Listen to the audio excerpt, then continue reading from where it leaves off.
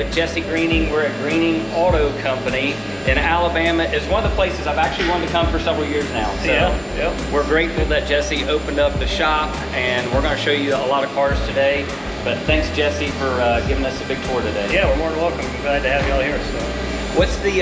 Give us a quick introduction about the company. How long have you guys actually been in business, and tell us a little bit about shop.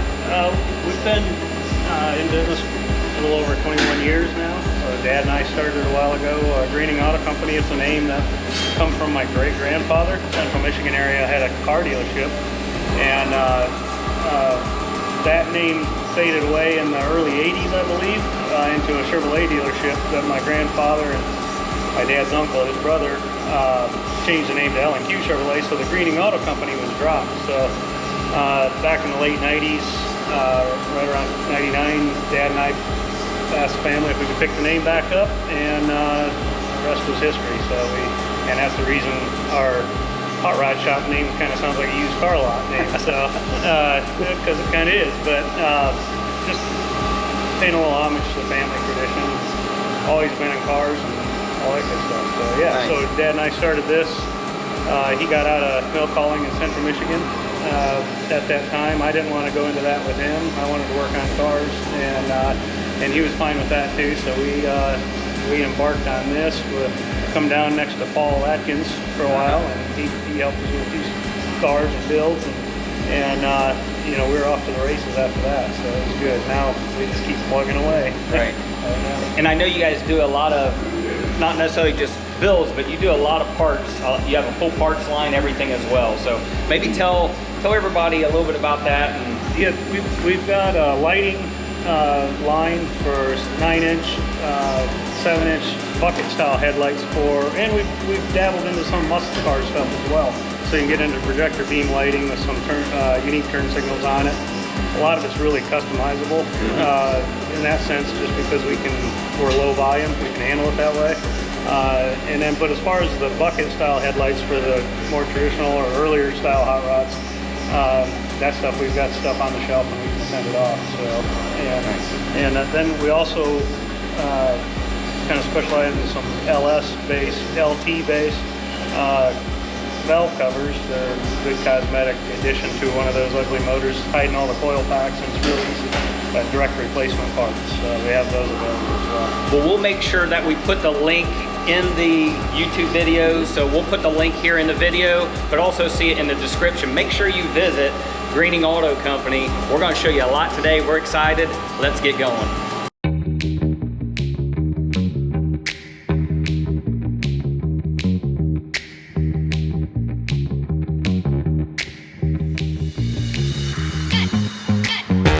So, Impala?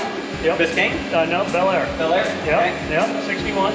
Yep. And we actually picked this car up out of Cleveland, Ohio, from our good friend Boris up there. So yeah, Boris. Everybody knows of them. Yep. So this is the second project for a new customer of ours out of the Atlanta area, and his name is Terry Kerb, and he's a younger guy, and he's super enthusiastic about his cars, all the cars, having us do cars for him, and it's great. It's awesome. It's good to work for him. We're real excited to do some of these projects for you. I've got a couple of them here we'll get to show you today, but this one is our latest one with him, and this is kind of our new big project going on right now. Kind of our take on this car is what we want to do is maybe if GM got some proving grounds, you know, they'll up in Milford. I've known people who've worked there and stuff, and so I've heard stories, especially back in this area of cars, they would do crazy stuff to them just to kind of test the limits of what they had there. They'd make hot rods out of them and stuff like that. In fact, I've heard stories of them showing up on Woodward at times, you know, guys street racing back in the 60s, 70s, stuff like that. And then but it would be a GM vehicle, you know, the engineers were over screwing around with them and hot rodding them.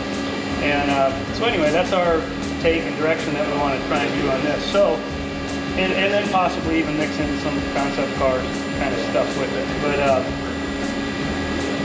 the proving ground side of it was, what if they took a small inch 283 or something back in early 60s and threw twin turbos on it? What would that look like back then? and hopefully we're going to try and come up with that. And using some of Don Hardy's small block valve cover adapters to hide the coil packs. We're going to use a dummy distributor on the back and so forth to really make it pretty convincing. There's an old small inch small block in it, and then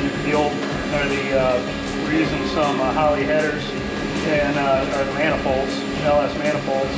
I actually bolted them on backwards, and which still we're getting comfortable with that anyway, because they're just facing the wrong way.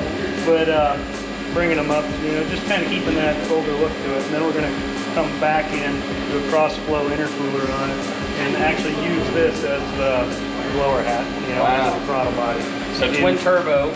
Yep. It's a little iron block 5.3 liter LS. What it's going to be. Donald's working on that for us right now. Okay.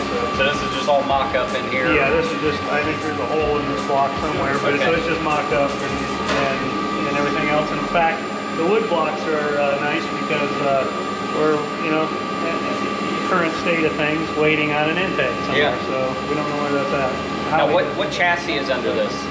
It's a roadster shop, fast track, full IRS under it. So that's our platform.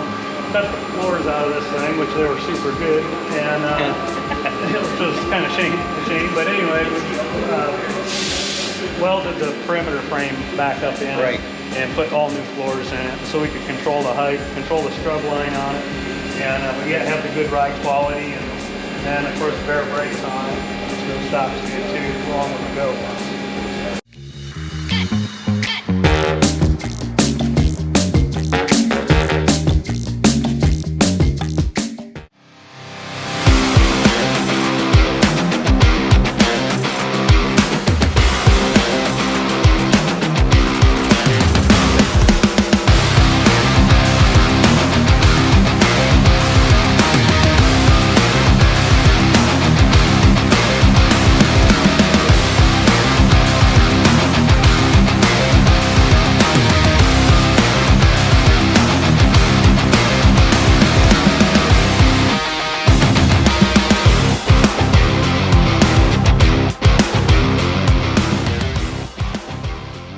A lot of times we'll make our own tanks, and we're going to utilize the stock filler door on it. And again, usability. I've had a huge focus on usability the past 5-6 years on the cars, and the trend has just been to use them more and so forth. But I don't care if it ends up being a real high-end car. We're gonna go ahead and get usability built into it, and one being just put something as simple as throwing gas in it, and not having to feed it in slowly. I want to be able to put it in like in the new truck. Just go and walk away. It's one of the things I've noticed. A lot of your cars, I see road trips. So you guys are always on the road, right? Yeah. Or the Maverick doing 202 mile an hour, or was it a Valiant? Yep. That car recently sold at auction. Yep. But that car was used, and I mean that thing. That had been across the country back and forth probably 3 times. Right. So, but a lot of those cars have been on road trips, and that's something that a lot are afraid to do. But and I've always told peers and other builders and stuff, I was like, man, if you want to learn something about it, go drive that damn thing across the country. You're gonna learn.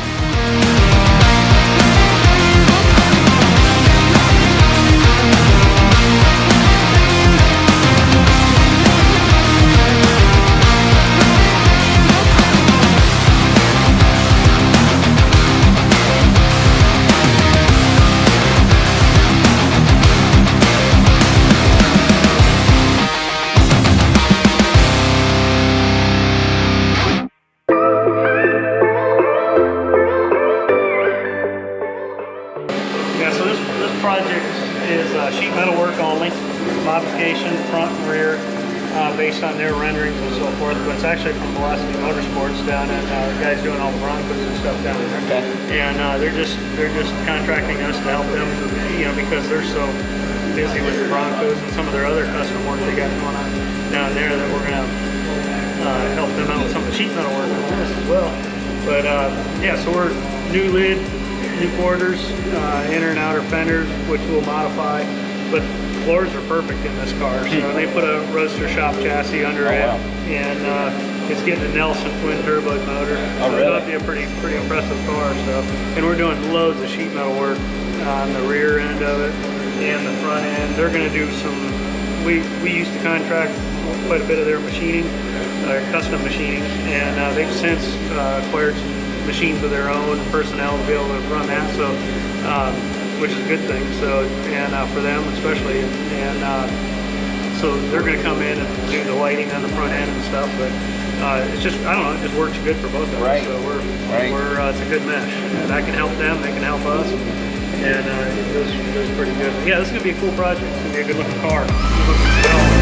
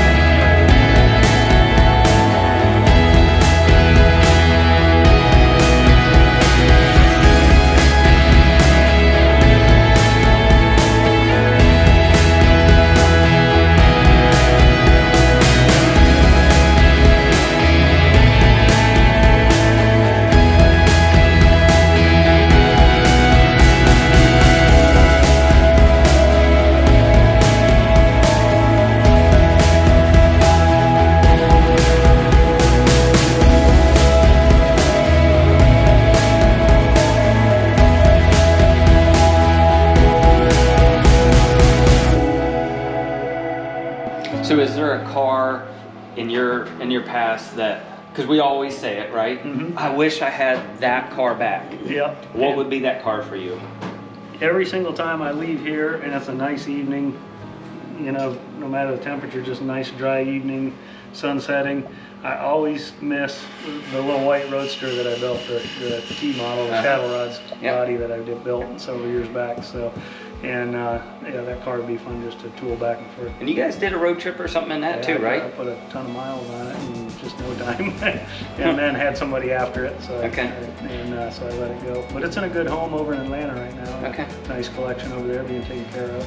Needs more miles put on it, but Right. it's but yeah, that was a good driving car. So. But it's okay to sell a car, I know. And there's one car for me that's never for sale. It's my dad's Rockney. Yeah. It is what it is. But everything else, if you wouldn't have sold that, you wouldn't have had something else. That's right. Right. That's right. Or it helps fund a next project or a building or something else. That's exactly in our case. You know, Right. you just reinvest it and reinvest it and try and bump up a little bit and get another one going, something like that. So yeah, it's a good tool that we can take advantage of as builders. You know, we can kind of to help us generate a little bit. So yeah. It's a business decision, Gil. Yeah. Yeah. So I keep telling Gil that, you know, this truck and everything else, and we'll do a video. We have some video on that, but right, if someone comes and you have to in some situations. Yeah, so yeah. if anyone wants to buy any opposing cylinders car, they're all for sale. That's right. Right for the right That's price. It's okay. The only one that we say is not for sale, and probably would be hard pressed to do, is Dad's truck. You know, the old truck, because it's been in the family for so long, and him and I went so far in it over the years. And How many miles does that have on it now since you guys have finished it? I don't, Dad, how many miles are on your truck now since we've read the last iteration of it? 56,000. Yeah, 56,000 miles on it. So yeah. And it's been all over the country. Yeah. It's, in fact, the last trip it did was a buddy of mine from Michigan flew up to Phoenix, Arizona, and I bombed out there, left here early one morning, got there the next day, picked him up from the airport, and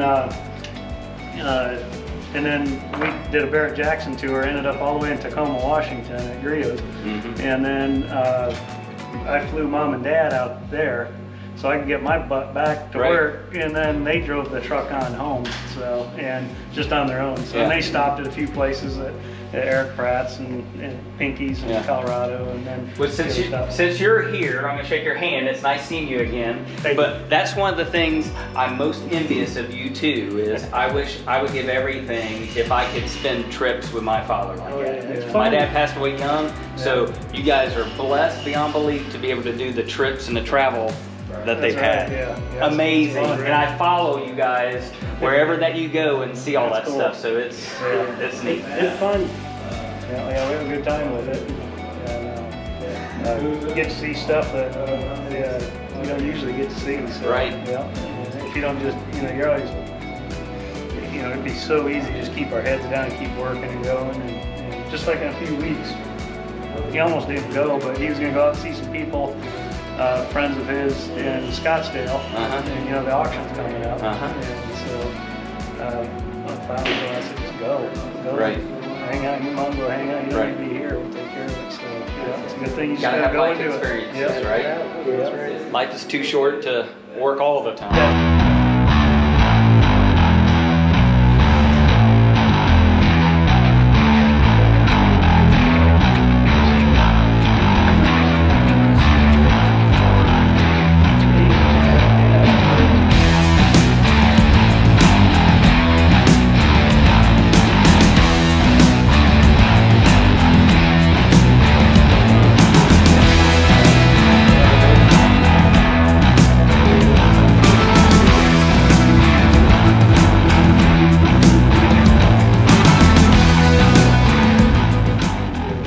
So one of the things, I know you do a lot of are one-off wheels, one-off parts, right? We talked about valve covers, but I know you do a lot of wheel designs. How's that process work? I know you have the machines, but tell us a little bit about the wheel designs and maybe your team behind that.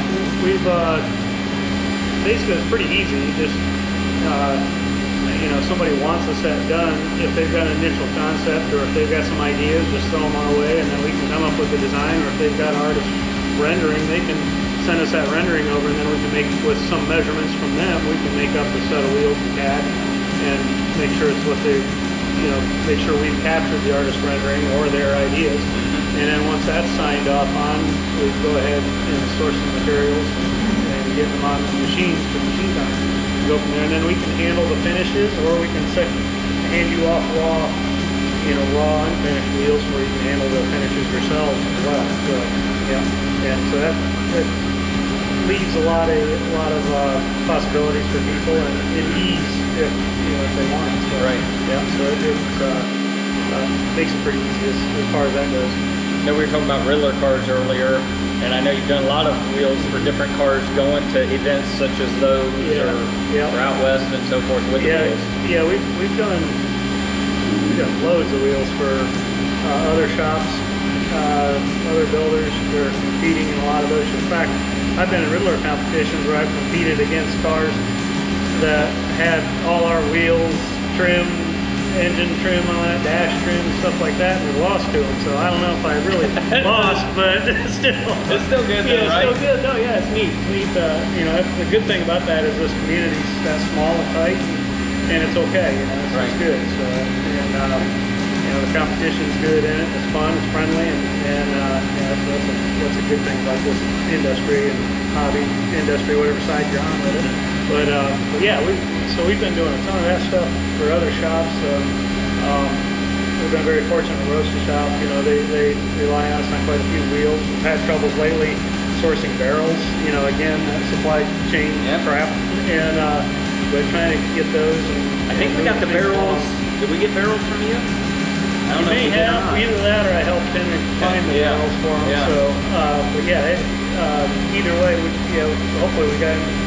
But you the right assist a direction. lot of Yeah. people, and not just your customers, but everybody else. Yeah, that's right. Yep. So it's kind of cool. You get to have a little hand in some of the really cool stuff out there, and because obviously we don't have the capacity to be able to do that stuff ourselves. Right. So it's neat to see it out on somebody else's stuff too. So it's pretty cool.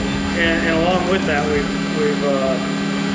been doing quite a bit of private labeling for several companies as well. So there's outside of the one-off set of wheels or something, we have been able to handle a little bit of production work too, whether it be engine accessories or some trim stuff or whatever. So that option's out there as well for everybody too. So you're not necessarily pigeonholed to valve covers or wheels. If someone has a design, private labeling, hey, bring the design. You guys can really machine anything. That's right. Yeah, it doesn't matter. So I mean, we've done years past. We've been busy. We've had machines busy doing the car parts.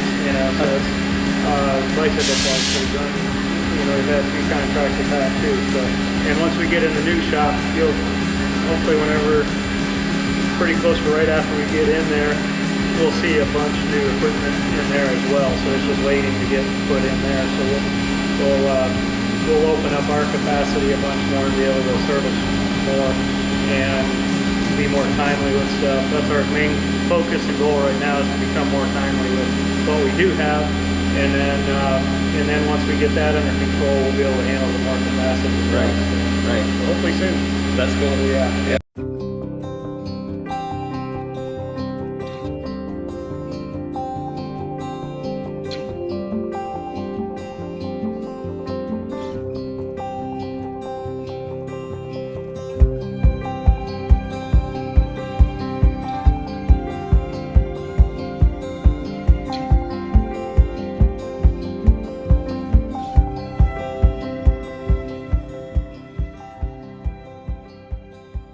Jesse, thanks again. We said no cheesy endings, right? Yeah, right. But I'm excited for part 2. Yeah. Part 2, we're coming back to Alabama, Yep. and we're going to see the new building here in hopefully a few months. Yeah, let's hope so. So yeah, I'll get it all dressed out and have you guys back to have the new facility, so we'll have a before and after kind of video. Right, right. So it'll be good. It'll be fun, but thanks Jesse, and really the whole team, you guys, for welcoming us into the shop. Awesome shop. Definitely check out Greening Auto. Can you give the website for you guys so they hear it as well? It's a Greening Auto Company, word company all spelled out, .com. Okay, and an Instagram? Is just Greening Auto Company as well, all spelled out. So you'll see a lot of great content, but again, you'll see all this. But until next time, we're out of here. We're coming back to Alabama. Right on.